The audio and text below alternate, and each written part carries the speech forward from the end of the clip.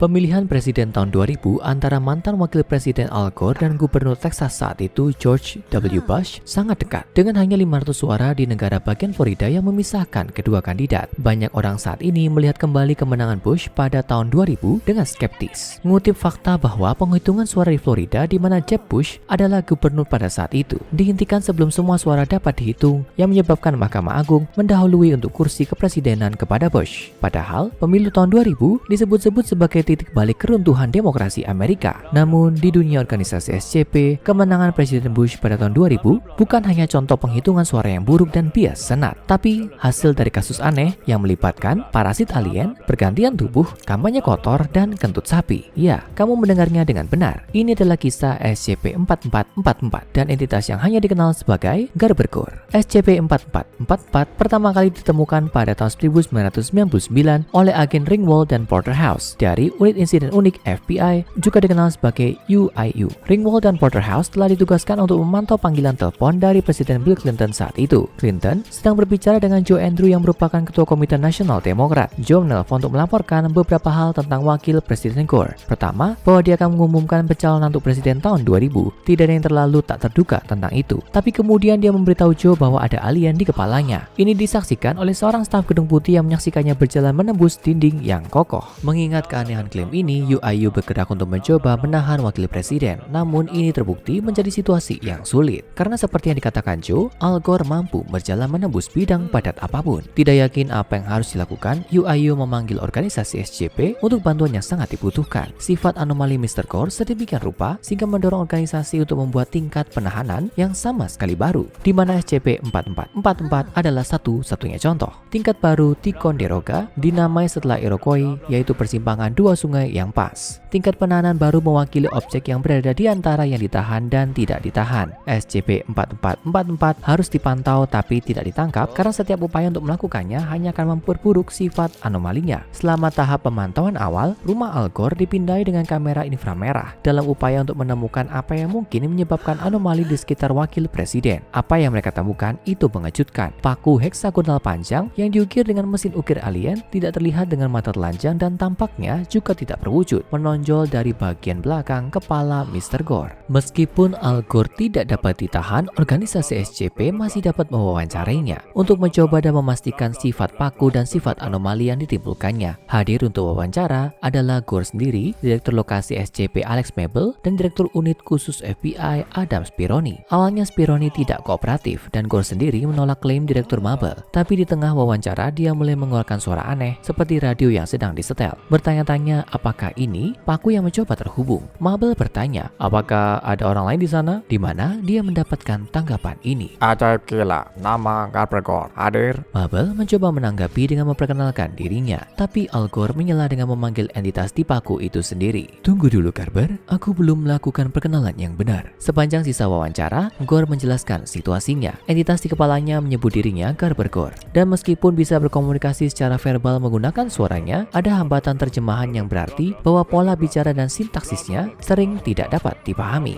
Gore baru menyadari situasinya dengan Garber selama beberapa hari, tapi pada saat itu mereka berdua telah membentuk semacam ikatan. Faktanya, Garber adalah yang meyakinkan Gore untuk mencalonkan diri sebagai presiden pada pemilihan tahun 2000. Mabel bertanya kepada Garber apa yang diinginkannya di bumi. Yang ditanggapinya, pikirkan makanan Garber, keinginan kotor melakukan dorongan, kurangi penaklukan, terkuat paling kuat. Garber Gore menunjukkan kesalahpahaman terkuat, wakil tidak ada bandingannya. Konyol tidak perlu implementasi Garber Gore pada batang pikiran. Perbaikan situasional dengan mengumpulkan pemilih terbanyak dalam pemungutan suara. Garber Gore berhasil menjadi presiden. Dorongan kedatangan Garber yang hebat. Al Gore dengan cepat menerjemahkan pidato Kacu Garber. Sejauh yang dia pahami, Garber telah dikirim sebagai utusan untuk spesies parasit antar dimensi, pelompat planet yang makan dari pikiran. Niat Garber adalah untuk menanamkan dirinya di kepala orang paling kuat di bumi untuk memfasilitasi kolonisasi yang mudah. Spesies Garber itu non-kekerasan dan tidak mampu menghadapi segala jenis perlawanan. Tapi jika pemimpin dunia bebas sudah bergabung dengan salah satu dari mereka, itu akan membuat ambil alih planet yang jauh lebih mudah. Namun dalam kesalahpahaman tentang budaya bumi, Garber memilih wakil presiden alih-alih panglima tertinggi yang sebenarnya Bill Clinton. Sekarang, rencana Garber adalah memperbaiki kesalahan itu dengan membuat Al Gore memenangkan kursi kepresidenan. Organisasi SJP jelas tidak bisa membiarkan pengambil alihan ini berjalan tanpa tantangan. Meskipun ras Garber Garber itu damai, hanya berusaha menggunakan pemikiran ras manusia sebagai sumber makanan. Wawancara dan penelitian lebih lanjut mengungkapkan bahwa mereka memancarkan karbon dioksida tingkat tinggi yang gila-gilaan. Dengan adanya sejumlah besar dari mereka bergabung dengan populasi manusia akan menyebabkan kekacauan iklim total. Pada dasarnya, membuat bumi menjadi panas sampai-sampai tidak dapat lagi menopang kehidupan, bahkan lebih cepat daripada yang dilakukan manusia. Karena tidak ada cara yang aman untuk menghilangkan paku dari belakang kepala Al Gore, tindakan yang lebih drastis harus diambil. Dalam pertemuan dengan FBI, Direktur Lokasi SCP Crow merepresentasikan solusi yang memungkinkan, ruang vakum entitas inkorporeal, yang telah membuat beberapa keberhasilan di organisasi dalam menahan hantu dan penampakan lainnya. Satu-satunya masalah adalah, apapun yang ditempatkan di ruangan itu akan meledak, dan karena Garber tidak bisa dipisahkan dari kepala Al Gore, hasilnya akan berantakan. Karena FBI tidak mau meledakkan wakil presiden, itu hanya menyisakan satu pilihan. Organisasi SCP harus menemukan cara untuk membuat pemilih Amerika menentang Al Gore. Tidak akan mudah untuk melakukannya tanpa menimbulkan kecurigaan. Pada kenyataannya, hampir tidak mungkin, kecuali mereka mampu menempatkan seorang pria di dalamnya. Syukur saat orang seperti itu yang muncul.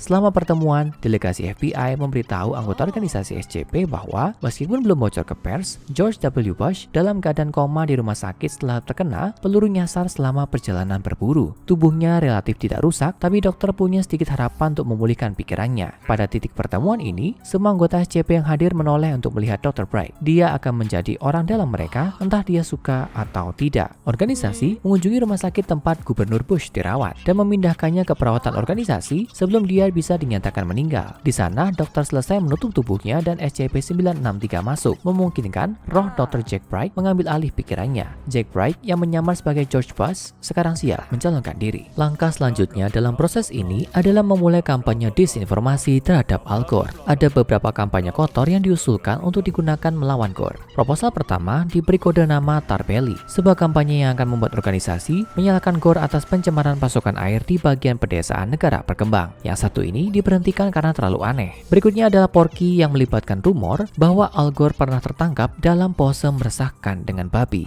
Yang ini diberhentikan karena tidak adanya akses ke software pengedit foto yang meyakinkan. Yang ketiga diberi kode nama Star Wars dan melibatkan pendiskreditan Al Gore dengan mengatakan dia yakin dia berkontak dengan alien. Ini jelas dihentikan dengan sangat cepat karena terlalu dekat dengan kebenaran yang bias. Proposal yang akhirnya disetujui diberi nama kode The Other Monica, dan ceritanya berpusat pada ide bahwa Monica Lewinsky hanyalah orang yang tidak bersalah yang jatuh cinta pada orang yang benar-benar memiliki hubungan dengan Bill Clinton, yaitu Al Gore. Desas-desus ini adalah kombinasi sempurna antara hal cabul dan cukup dapat dipercaya, menjadikannya hal yang sempurna untuk mencoreng reputasi Al Gore di negara yang masih belum mendukung hak-hak kaum gay. Sementara Direktur Crow terus menyempurnakan prototipe untuk teknologi yang memungkinkan organisasi berinteraksi secara fisik dengan SCP-4444, organisasi mengadakan debat awal September antara Gore dan Dr. Bright yang menyamar sebagai George Bush. Idenya adalah untuk menciptakan suasana yang terkendali dan mengurangi potensi risiko keamanan. Debat diadakan di sebuah gereja di Plainfield, Indiana dan dimoderatori oleh Jim Lehler.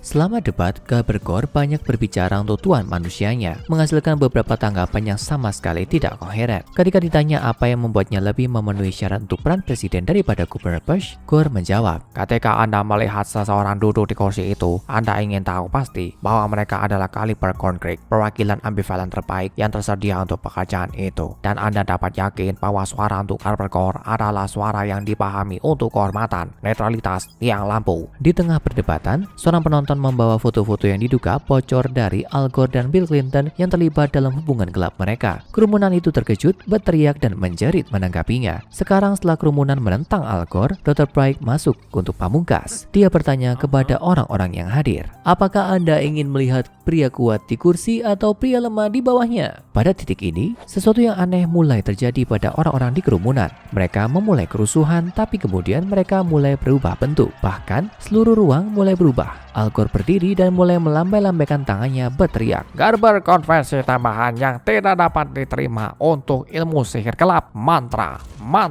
Orang-orang bergegas menuju pintu keluar tapi menemukan mereka terhalang oleh wujud memanjang dari penonton lainnya. Pada titik ini gereja digerebek oleh anggota organisasi dan FBI. Garber Gore melarikan diri dari tempat kejadian, mengembalikan setiap peserta menjadi normal segera setelah mereka keluar dari pandangan Garber. Perdebatan itu diputus dari televisi dan siapapun yang telah menontonnya secara langsung diberi memberikan amnesti. Amnesti tambahan diberikan kepada siapa saja yang melihat Garber Gore berlari menembus bidang padat saat dia melarikan diri dari Indiana ke Ohio Barat, di mana dia ditemukan bersembunyi di loteng gudang. Sementara itu, Dr. Bright dihukum oleh komite etik atas perilakunya selama debat dan setuju untuk bertindak lebih profesional untuk debat Oktober. Sebagian besar tim kampanye Al Gore adalah agen UIU yang menyamar yang menggunakan pengeditan audio untuk menghilangkan beberapa keanehan cara bicara Garber sebelum memasang iklan. Sebagian besar dari mereka dapat disimpan dalam pengeditan, tapi beberapa di antaranya sangat tidak terduga sehingga tidak pernah dapat ditampilkan kepada publik. Salah satunya, Al Gore berdiri di ladang sapi dan berbicara tentang berapa banyak emisi rumah kaca yang dihasilkan oleh sapi yang kentut. Dia kemudian memberikan solusi untuk masalah ini, merekatkan kantong plastik di bagian belakang setiap sapi di Amerika. Iklan kampanye Garber Gore lainnya yang ditolak yang jauh lebih pendek tapi sama gilanya menampilkan video kucing tidur dengan Al Gore menceritakan tentang bagaimana setiap orang harus mencukur bagian belakang kepala mereka. Pada 7 November 2000, malam pemilihan, organisasi SCP dan UIU menyaksikan hasilnya dengan nafas tertahan. Jika Gore menang, mereka harus bersiap untuk menggunakan alat vakum penghapus baru milik Direktur Crow untuk secara bersamaan menahan SCP-4444